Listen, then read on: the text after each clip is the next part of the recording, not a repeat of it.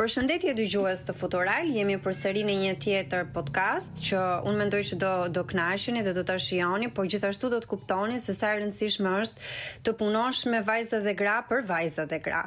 Sot në fakt unë kam ftuar një zonjush, si të doj le ta prezantoj veten, sepse mendoj që përcaktimi nuk jep shumë rëndësi.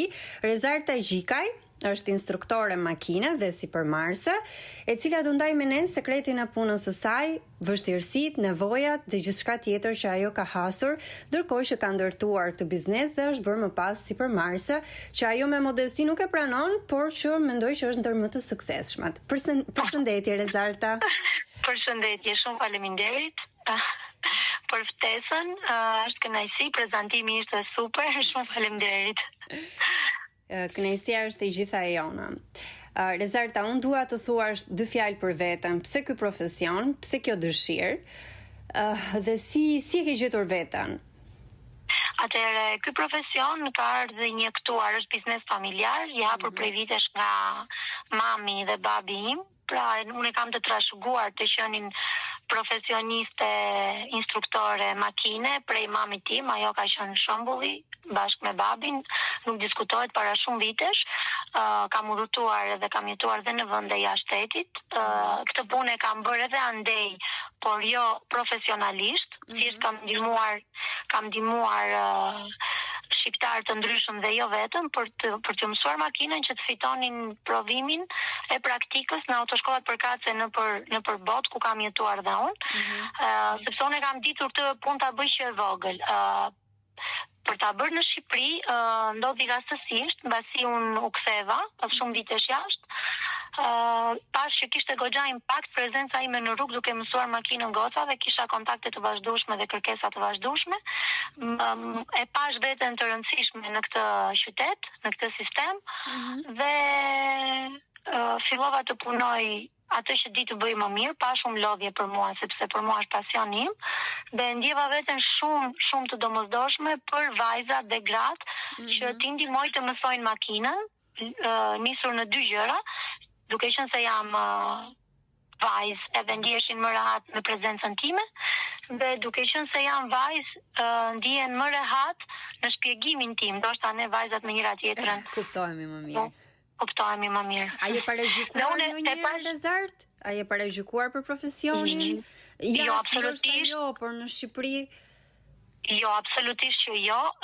Unë jam ndjer shumë e vlerësuar dhe nga femrat, dhe nga gocat, dhe nga çunat, sidomos nga çunat që pritet të më paragjykojnë. Jam ndjer shumë e vlerësuar ose jam ndjer shumë e veçantë sepse më kanë besuar gocat e tyre. Duke qenë se e dim shumë mirë si është sistemi këtu të punosh me instruktor meshkuj, jo po ngacmimet, jo po sikleti në makinë me dikë të huaj, që çunat tan fatkeqësisht apo fatmirësisht e kanë pak problem ku do t'i çojnë gocat të mësojnë makinën. Edhe unë nuk kam ndier, të them të drejtën, paragjykime, përkundër jam ndier gjithmonë e admiruar, edhe nëse nuk e kanë pranuar me fjalë, e kam kuptuar nga gjestet e tyre ose nga kërkesat e tyre. Shumë pak raste nga njerëz të ndryshëm në rrugë që na kanë paragjykuar të tipit as ka për ta mësuar ajo makinën, përderisa pas ka dhe femër instruktore, gotë instruktor, po që gjëra të vogla dhe një në kaq, domethënë një në E kuptoj. E di çfarë doja të pyesja tjetër. Ti aktivitetin tënd e ke shumë të dukshëm, pra e ke viziv, ke një faqe të cilën ti e reklamon në Instagram. Tema që ne e lidhim është se si ne përballojmë të gjitha të presionin që na vjen nga bota online dhe se si një grua sipërmarrëse si ti e ka përballuar ndoshta sulmin dhe a ke patur ti kritika apo ngacmime, qoftë edhe nga vajzat edhe nga djemt në raport me punën që ti bën. Atëherë, në rast të parë do them zgjidhja kush është. Zgjidhja është indiferenca dhe të bësh blok rasteve ekstreme. Asnjëherë në asnjë mënyrë po e cilësoj dhe po e them këtë të parën, nuk duhet të reagosh. Sepse reagimi ju jep të drejtën të hynë edhe më thellë në privatësinë tënde. Ti gjatë gjithë kohës vajzat duhet të bëjnë sikur nuk kanë marrë asnjë mesazh, sikur nuk kanë marrë asnjë ngacmim. Shqyr zoti që ekziston bloku, ekziston të bërit indiferenten, sepse po hyre në komunikim është problemi më i madh. një gotë që nuk njihet, ndoshta mund të vinë në komunikim, të t'i kthehet me të sharë, me të ofenduar, po unë këtë gjë e kam gjetur si zgjidhje në rastin tim, sepse unë nuk mund të hyj në komunikim as të shaj as të ofendoj, edhe me të drejtë ndoshta, sepse unë jam publike, unë kam adresë të qartë publike, kam numër telefoni, kam makinë të dukshme në rrugë, unë nuk mund të krijoj armiq. Shumë e drejtë. Nuk mund të krijosh armiq dhe kjo është zgjidhja. Më mirë bëj indiferenten, bëj një blog dhe vazhdo punën tënde. Dhe mbi të gjitha kujdesi duhet jetë shumë i madh me çfarë postojmë.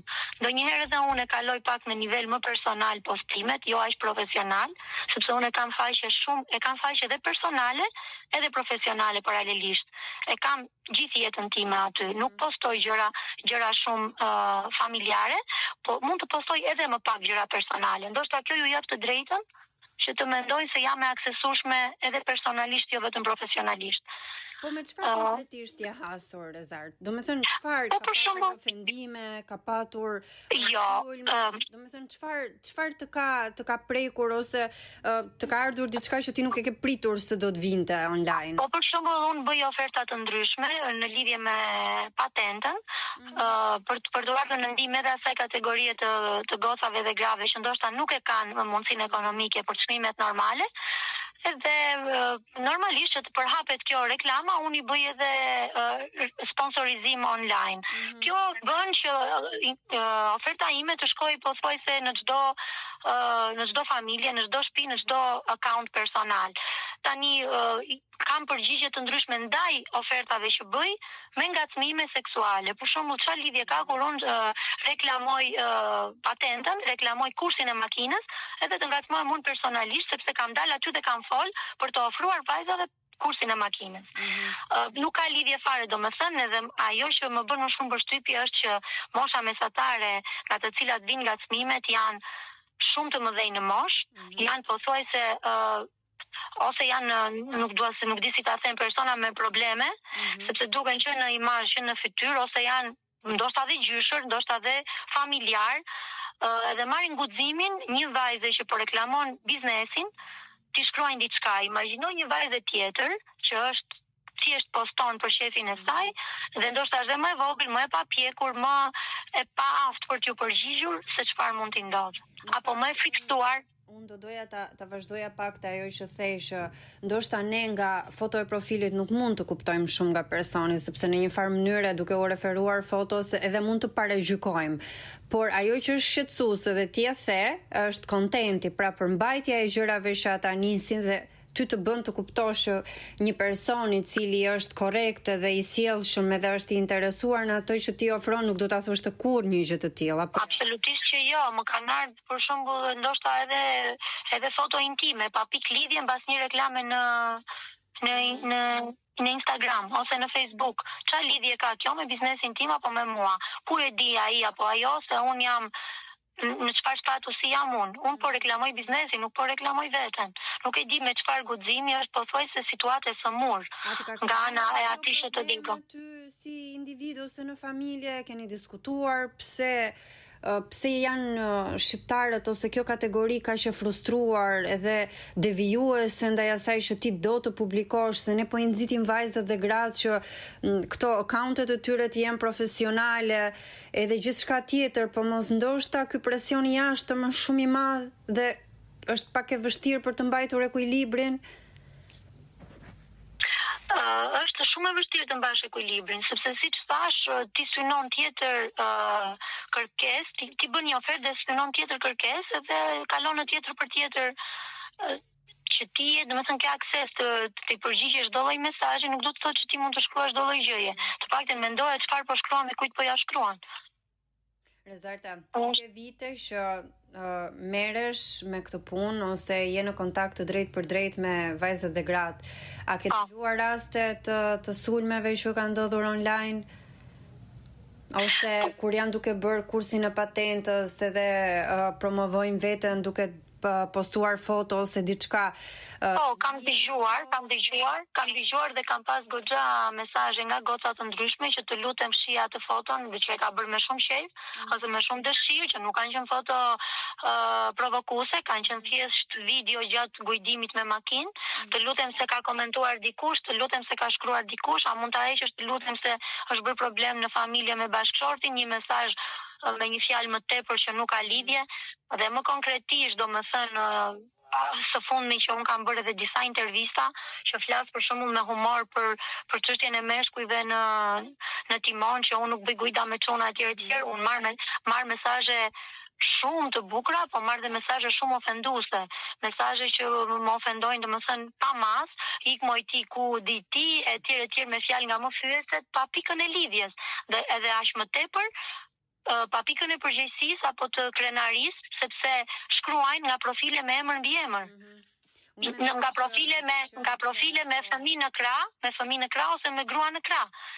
Si mund të ofendosh një femër tjetër? Po nëse un kam një rrjet çunash rreth e rrotull me vëllezrish, bashkëshortin, babain, që janë njerëz që mund të reagojnë dhe mash, por është një burim mësheri, burim konflikti. Po. Që të menaxhohet në mënyrën e duhur. Po, te ky burim konflikti do ndikojë gjithmonë tek femra ose tek gruaja, sepse ose do zihet me bashkëshortin e saj dhe do t'i thotë mbylli të gjitha sepse shikon që ngacmohesh, ose ai do shkojë të të mbrojë ty duke hapur konflikt me dikë që të ka komentuar aty me emër mbi emër dhe pa të drejtë. Rezarta, ti thej që familja jote është shumë suportive, nuk i konsideron mesazhet bashkëshorti jot, po ashtu. Si e ke arritur ti këtë balancë? Ke ti një mesazh për vajzat dhe gratë që të dëgjojnë, edhe ndoshta janë edhe të friksuara nga një mesazh që kanë marrë, apo nga një koment në një foto, apo nga një adresë që është falso dhe i jep një mesazh që s'ka lidhje me atë vet.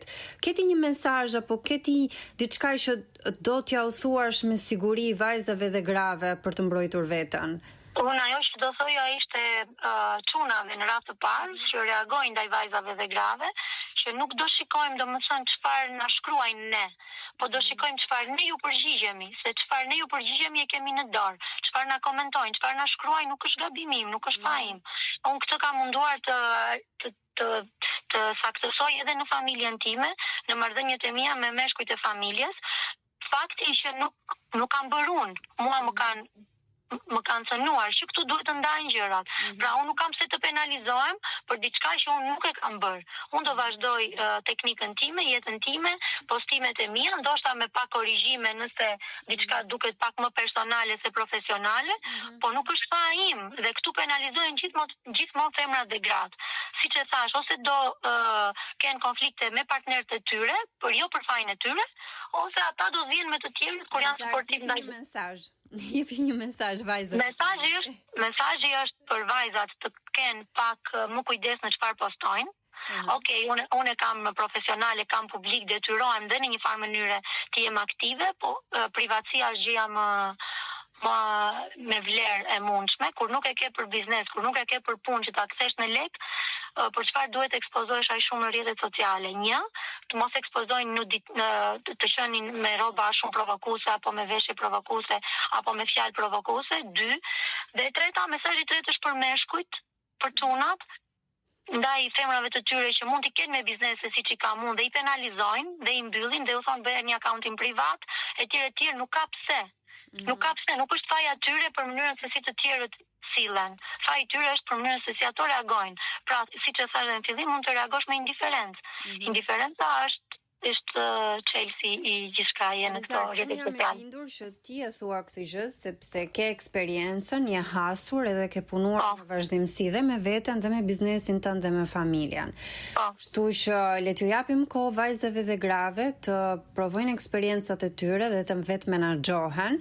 Podcaste si ky joti, edhe podcastet që ne kemi bërë me Futurali në raport me këtë gjë, i mësojnë ato se modelet e suksesshme duhet të për bazë për të menaxhuar edhe disa gjëra që shpeshherë nuk kuptohen për rëndësinë që kanë ndërkohë që publikohen online.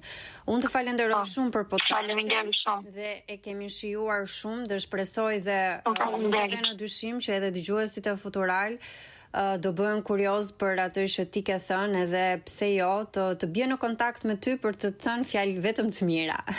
Shumë faleminderit. Dhe kjo është një eksperiencë apo është një vendim apo një zgjidhje që unë i kam dhënë duke vuajtur në thonjza për të mbajtur të gjitha marrëdhëniet, edhe biznesin, edhe marrëdhëniet familjare, edhe marrëdhëniet me personat që shkruajnë ato që nuk duhet të shkruajnë. Kjo është zgjidhja e dal nga eksperienca, e dal nga vuajtjet e të mbajturit korrekt të marrëdhënieve, nuk është thjesht formalitet. Këtë doja të thoja. Dhe unë prandaj e nënvizova dhe thash të duhet një lloj eksperience për të thënë apo për të shprehur atë që ke përjetuar dhe për të rritur pastaj në atë nivel sa ti bësh kritik vetes ndonjëherë apo të gjesh mënyra për ta përmirësuar atë. Zarta, shumë faleminderit. Faleminderit. Dëgjues të Futural, ky është podcasti i radhës. Në podcastin tjetër do kemi një tjetër temë. Miru dëgjofshim.